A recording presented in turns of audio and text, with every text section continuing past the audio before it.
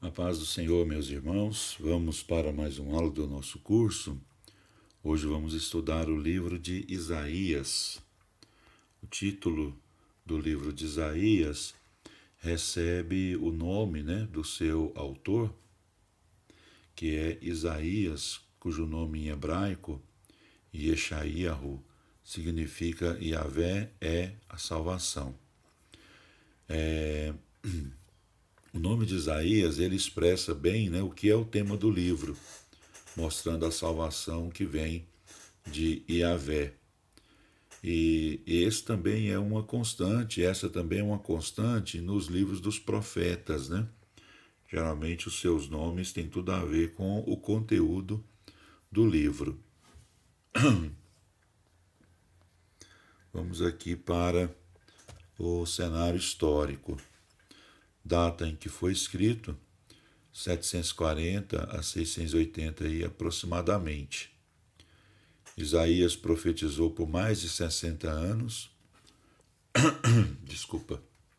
desde antes da morte de Uzias, que foi em 740 a.C., até algum tempo depois da morte de Senaqueribe, 681 a.C.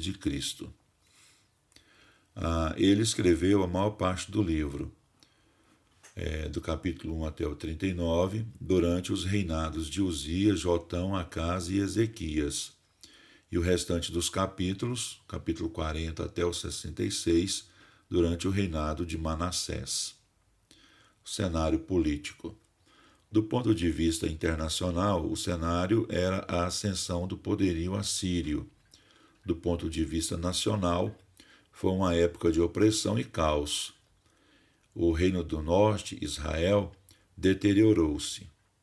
Judá também declinou-se. Muitas alianças foram feitas com nações estrangeiras a fim de protelar a sujeição à Assíria, potência em ascensão que procurava tragar o Ocidente. Cenário espiritual. A condição espiritual de Judá, em meados do século VIII, era paralela à sua condição política, ambas deteriorando-se rapidamente sob o rei Acás, 743 a 728 a.C. A grande potência construída por Azarias e Jotão, reis tementes a Deus, desintegrou-se quase imediatamente quando Acás, chamado Jeoacás pelos assírios, começou a cortejar alianças estrangeiras em vez de confiar no Senhor, conforme Isaías 7, versículo 12. Quando atacado pela Síria e Israel, Acás procurou inutilmente apaziguar os deuses, sacrificando seu filho mais velho no altar, e depois pediu auxílio aos assírios.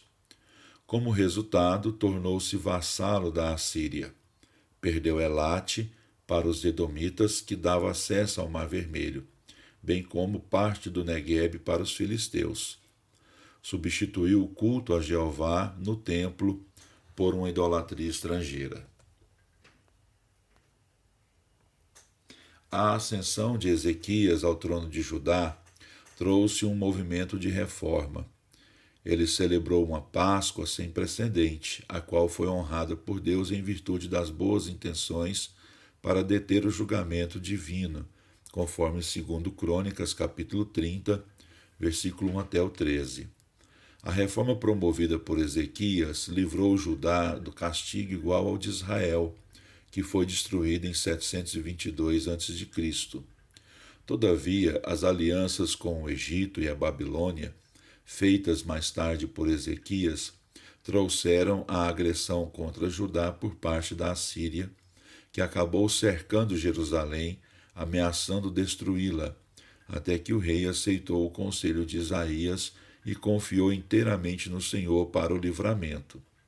Esse veio em 701 a.C., quando o anjo do Senhor destruiu o exército de Senaqueribe, 185 mil homens, e pôs fim à campanha invasora da Assíria. Profetas contemporâneos de Isaías. O profeta Miqueias complementou o ministério de Isaías na parte rural de Judá. enquanto Isaías ministrava à corte real e à aristocracia de Jerusalém. Miqueias pregava ao povo do interior de Judá, condenando as iniquidades da época. Como Isaías, ele também proclamou a vinda do Messias, que nasceria em Belém, e livraria ambos os reinos na sua conquista final. O profeta Oséias foi um complemento de Isaías em Israel. Oséias, assim como Amós, denunciou os líderes samaritanos, anunciando o julgamento divino do reino do norte. Oséias exortou Israel a respeitar a aliança com Yahvé. Objetivos do livro de Isaías. Os objetivos de Isaías podem ser resumidos em dois, que se relacionam com os seguintes títulos divinos: o Santo de Israel e o sofrimento vicário do servo do Senhor. Advertir a nação do iminente julgamento por causa da idolatria e das alianças seculares. Esse é o primeiro objetivo do livro de Isaías. O interlúdio histórico, capítulo 36 até o 39, cita o cumprimento da invasão da Síria e a previsão de um cativeiro posterior pela Babilônia. O Santo de Israel exigia santidade do seu povo. Segundo objetivo do livro de Isaías, lembrar a nação do programa divino de libertação, especialmente do programa redentor através do Messias, que primeiro viria como servo sofredor e depois como governador de toda a terra, conforme Isaías 52, do versículo 13 até o capítulo 53, versículo 12. Esses propósitos duplos complementam o tema do livro. A salvação vem do Senhor, não de ídolos ou alianças seculares. Contribuições singulares do livro de Isaías. Isaías, a Bíblia em miniatura. Isaías é também chamado de Bíblia em miniatura devido à sua organização e conteúdo. São 66 capítulos, com duas divisões de 39, capítulo 1 até o 39, e 27, capítulo 40 ao 66. A primeira enfatiza o julgamento do Senhor e a segunda apresenta a sua graça como servo sofredor e termina com o julgamento final. A segunda divisão, capítulo 40 até o 66, também inicia com uma voz que clama no deserto com uma mensagem de salvação, semelhante à voz de João Batista. As duas sessões são unidas por um interlúdio histórico, capítulo 36 até o 39, em que Israel é ameaçado por dois impérios. Teologia de Isaías. Dos livros proféticos, Isaías é o mais abrangente em seu alcance teológico.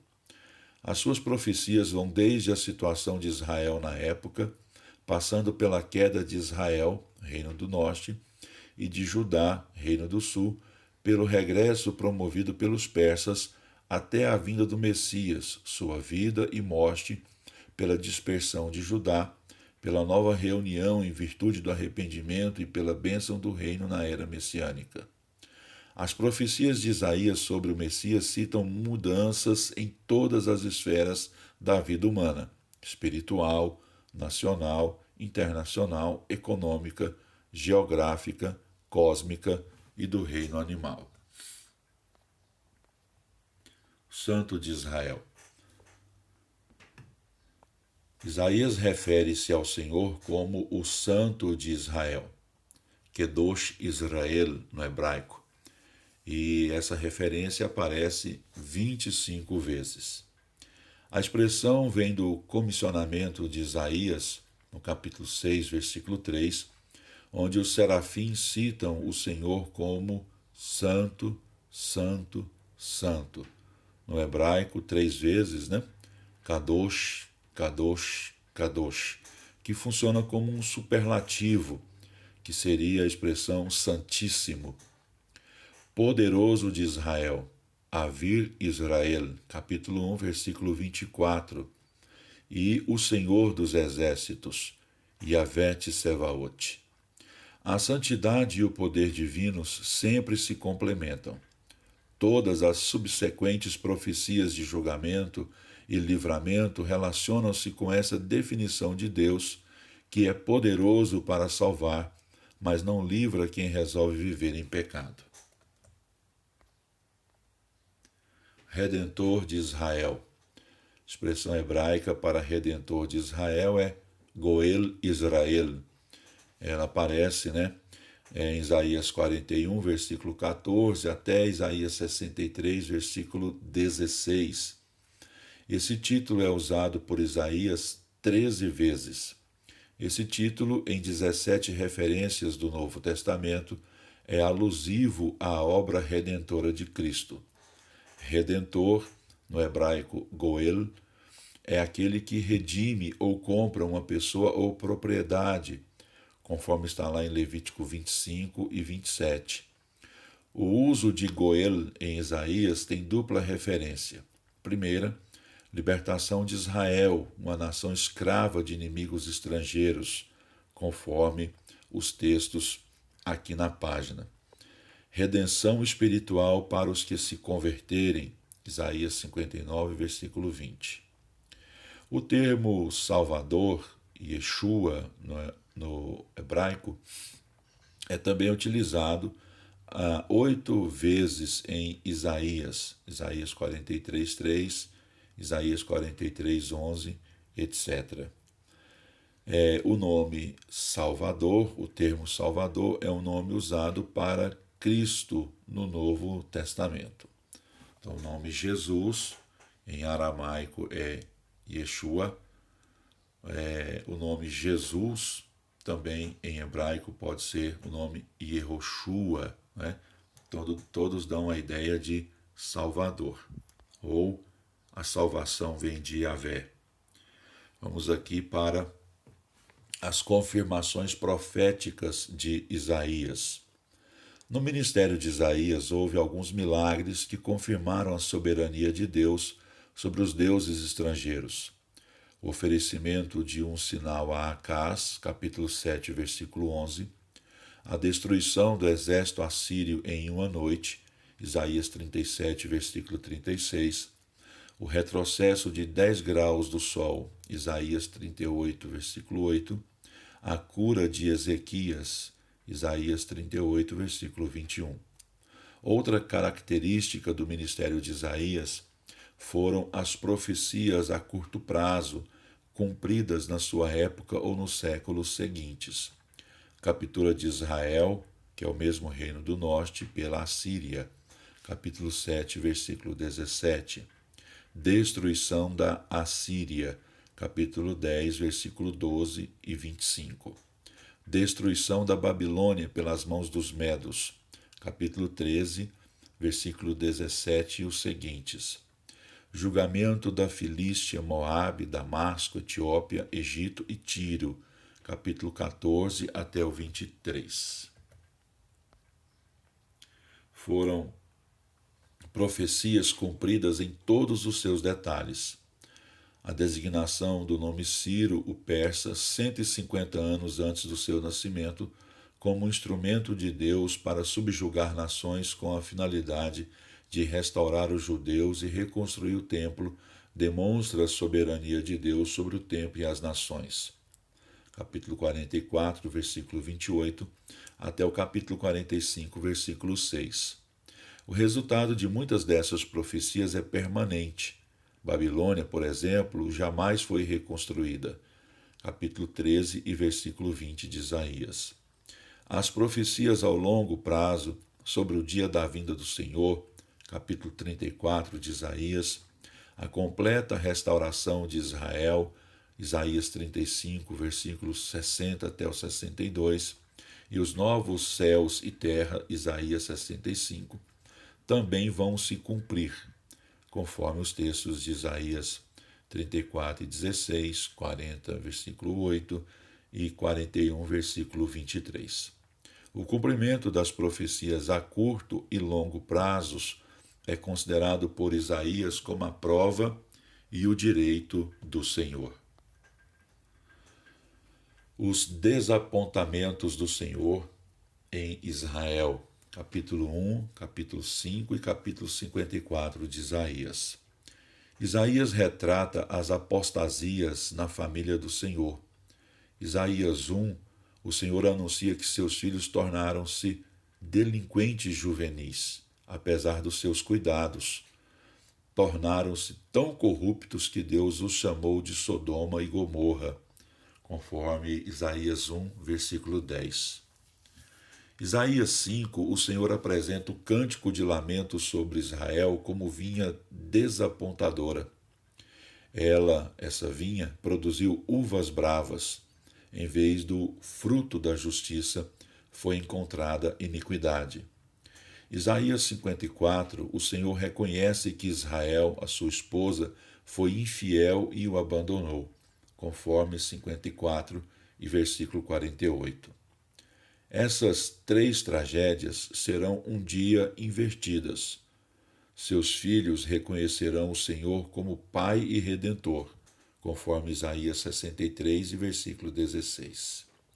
Israel se tornará a vinha deliciosa do Senhor e encherá de fruto o mundo. Isaías 27, versículos 2 até o 6. Sua esposa infiel será restaurada como a mulher desamparada. Isaías 54, versículos 4 até 8. Ou como a jovem desposa a donzela. Como o jovem desposa a donzela. Isaías 62, versículo 5. Termina aqui então a nossa aula e na próxima aula falaremos novamente sobre o livro de Isaías. Que Deus abençoe a cada um dos nossos irmãos.